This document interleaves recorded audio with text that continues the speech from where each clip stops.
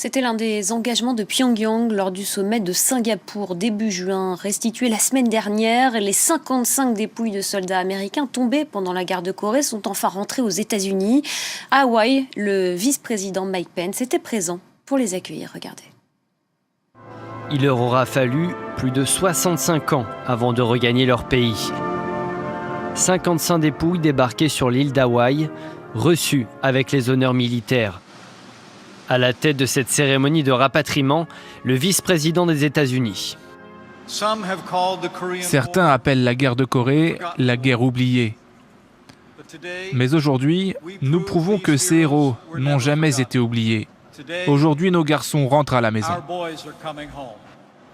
Reste à identifier les corps des soldats rapatriés. Selon Jim Mattis, le ministre de la Défense, des combattants français et australiens pourraient faire partie des victimes.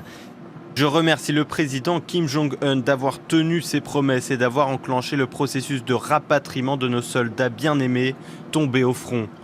Je ne suis pas du tout surpris par cette initiative. Merci également pour votre lettre. J'espère vous voir bientôt.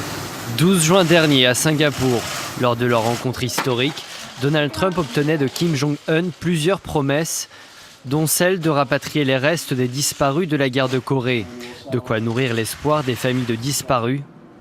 Selon les associations d'anciens combattants, plus de 35 000 Américains ont été tués pendant la guerre de Corée. Plus de 7 000 sont toujours portés disparus.